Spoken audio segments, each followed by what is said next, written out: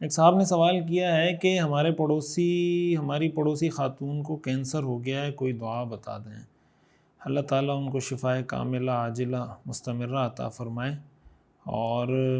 علماء نے لکھا ہے کہ اس کے لیے جو آیات شفا ہیں قرآن کریم کے اندر وہ پڑھنی چاہیے، پڑھ کر دم بھی کر دینی چاہیے۔ تو اللہ تعالیٰ کی ذات سے امید ہے کہ اللہ تعالیٰ اپنا فضل و کرم فرمائیں گے۔ آیات شفا ہیں وَيَشْفِ صُدُورَ قَوْمٍ مُؤْمِنِينَ یا ایہا الناس قد جاءتکم موعظۃ من ربکم وشفاء لما فی الصدور وہدی ورحمۃ للمؤمنین یخرج من بطونها شراب مختلف الوانہ فیہ شفاء للناس ان فی ذلک لآیۃ لقوم یتفکرون وننزل من القرآن ما هو شفاء ورحمۃ للمؤمنین ولا یزید الظالمین الا خسارا وَإِذَا مَرِضْتُ فَهُوَ يَشْفِينِ قُلْ هُوَ لِلَّذِينَ آمَنُوا هُدًى وَشِفَاء۔ یہ آیات ہیں جن کو آیات شفا کہا جاتا ہے، تو یہ پڑھ کر دم بھی کر دینا چاہیے، پانی پر بھی دم کر کے پانی بھی پلا دیں۔ اور ایک دعا حدیث میں بتائی گئی ہے، اللہم انی اعوذ بک من البرص والجنون والجذام ومن سیء الاسقام۔ اس دعا کا بھی اہتمام کرنا چاہیے، اور چلتے پھرتے کوشش کرنی چاہیے کہ اللہ تعالیٰ کا نام ہے سلام، یا سلام کا ورد کرتے رہیں، نماز کے بعد بھی، نماز کے علاوہ بھی، جب عام فرصت ہو تو یا سلام کا ورد کریں، اللہ تعالیٰ شفاء کاملہ عطا فرمائے۔ عورت کا عدالت سے تنسیخ نکاح کے بعد دوسری جگہ شرعی نکاح کرنے کا طریقہ کیا ہے؟ دیکھیں ہمارے ہاں جو عدالتی خلا ہوتی ہے نا، تنسیخ نکاح یا عدالتی خلا جو ہوتی ہے، اس کے اندر بہت زیادہ گڑبڑ ہو رہی ہے ہمارے ہاں پاکستان میں۔ یعنی چھوٹی چھوٹی بات پہ عورت عدالت چلی جاتی ہے کہ مجھے شوہر سے طلاق چاہیے۔ کیوں چاہیے بھائی؟ شوہر مجھے جاب کرنے نہیں دے رہا، شوہر مجھے اپنے دوستوں سے بات کرنے نہیں دے رہا، شوہر مجھے پینٹ شرٹ پہننے نہیں دے رہا، شوہر مجھے باہر گھومنے کی اجازت نہیں دیتا۔ چھوٹی چھوٹی باتوں پر، یعنی ایسی باتیں کہ جس کو شریعت کے نقطہ نظر سے دیکھا جائے تو اس میں عورت سراسر ظالم ہوتی ہے۔ ہمارے ایک بہت بڑا مسئلہ یہ ہے کہ اگر عورت اور مرد کا مسئلہ ہو تو فیصلہ ہمیشہ عورت کے حق میں ہوتا ہے، عورت ہی کو مظلوم سمجھا جاتا ہے۔ یعنی اگرچہ عورت ظالم ہو لیکن فیصلہ عورت کے حق میں ہوگا، اس لیے کہ وہ عورت ہے۔ تو یہ ایک عجیب سی صورتحال ہے جس کی وجہ سے کئی اس طرح کے واقعات سامنے آتے ہیں، کئی اس طرح کے لوگ سامنے آتے ہیں جو بیچارے ان کی ساری زندگی اجیرن ہو جاتی ہے، ساری زندگی وہ ایک طرح سے جہنم میں گزار رہے ہوتے ہیں۔ بعض اوقات اس طرح وہ عدالت جاتی ہیں، خلا لے لیتی ہیں، 2 2 3 3 4 4 بچے ہوتے ہیں، پھر بچوں کو والد سے ملنے دیتے ہیں تو پتہ نہیں پیسے لے کے اور اتنی مشکل سے وہ ستا کے، اور والد کے خلاف اس کے بچوں کے کان بھرتے رہتے ہیں کہ تمہارے والد نے تو یہ ظلم کیا، تمہارے والد نے تو یہ ظلم کیا۔ یہ جو خواتین اس طرح کی حرکتیں کر رہی ہیں نا، ان کو یہ بات سمجھنی چاہیے کہ وقتی طور پر ہو سکتا ہے کہ آپ کو لگے کہ آپ نے کوئی کامیابی حاصل کر لی، یا آپ نے تو جناب اپنے شوہر کو زہر کر لیا، یا آپ نے تو بچے بھی قابو کر لیے۔ یہ بچے جب بالغ ہوں گے نا تو یہ بات یاد رکھنا کہ پھر ظاہر ایک نہ ایک دن تو ان کو سینس آئے گی نا، سمجھ تو آئے گی، کچھ شعور آئے گا، خود سوچنے کی کوشش تو کریں گے، اور پھر کچھ حقائق معلوم کرنے کی بھی کوشش کریں گے۔ تو کہیں خدا نخواستہ ایسا نہ ہو کہ آپ کی جو پھر بڑھاپے کی زندگی ہے وہ بالکل تنہائی میں گزرے اور کوئی سپورٹ کرنے والا اور کوئی ساتھ دینے والا نہ ہو۔ اور اگر دنیا کی زندگی آپ نے جی بھی لی ہنسی خوشی، تو قیامت کے دن اللہ کو کیا جواب دیں گے؟ کیا اللہ کے سامنے بھی اسی طرح جھوٹی باتیں کر کے اور اپنی جان چھڑا لیں گے قیامت کے دن؟ حدیث شریف میں آتا ہے، رسول اللہ صلی اللہ علیہ وسلم نے ارشاد فرمایا کہ میرے پاس کبھی ایسا ہوتا ہے کہ 2 لوگ آتے ہیں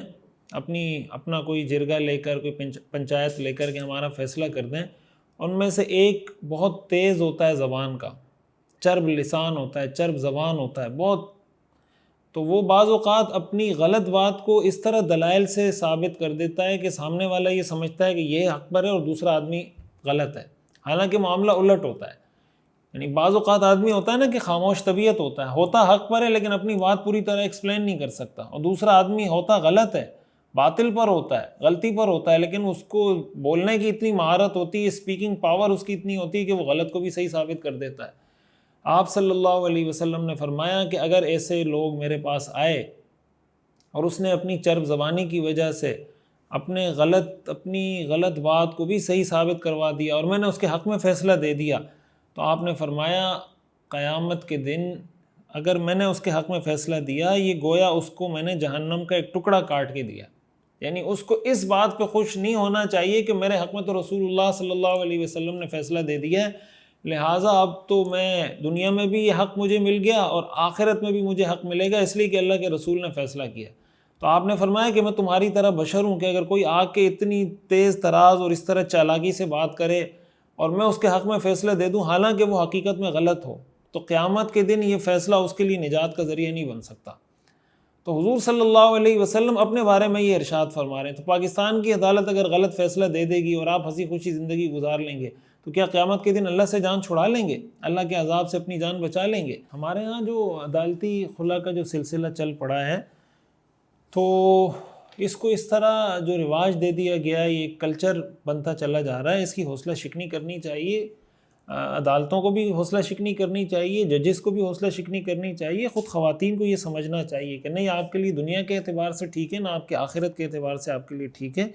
تو جو عدالت کو تنسیخ نکاح کا حق شریعت نے دیا ہے، بہت ریئر کیسز میں دیا ہے۔ ہمارے ہاں جو عدالتی خلا ہو رہی ہے، تنسیخ نکاح ہو رہا ہے، ان میں شاید 100 میں سے ایک کیس ایسا ہوتا ہوگا۔ تو اگر ایسا کوئی کیس ہے جس میں عدالت نے نکاح کو فسخ کیا ہے، تنسیخ نکاح کا لیٹر دیا ہے،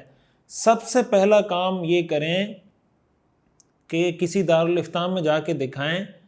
کہ کسی مستند دارالافتاء میں، کہ مجھے یہ پورا کیس تھا، یہ پورا پس منظر تھا، اس پورے پس منظر کے ساتھ مجھے عدالت نے یہ خلا کی ڈگری دی ہے یا تنسیخ نکاح کا لیٹر دیا ہے، آیا اس صورت میں عدالت کی یہ طلاق معتبر ہے یا نہیں؟ اگر دارالافتاء سے آپ کو جواب دے دیا جاتا ہے کہ یہ معتبر ہے تو پھر عدت گزار کے وہ عورت نکاح کر سکتی ہے کہیں۔ لیکن اگر عدالت کی طرف سے یہ بتا دیا جائے کہ یہ دارالافتاء کی جانب سے بتا دیا جائے کہ یہ طلاق معتبر نہیں ہے، تو ایسی صورت میں وہ عورت اپنے اسی شوہر کے نکاح میں ہے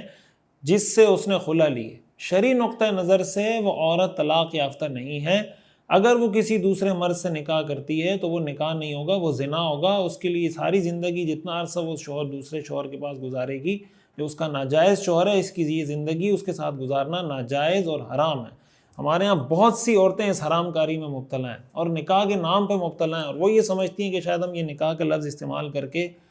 اپنی جان چھڑا لیں گے۔ قیامت کے دن اتنا آسان نہیں ہوگا جان چھڑانا۔ محترم، میرا سوال یہ ہے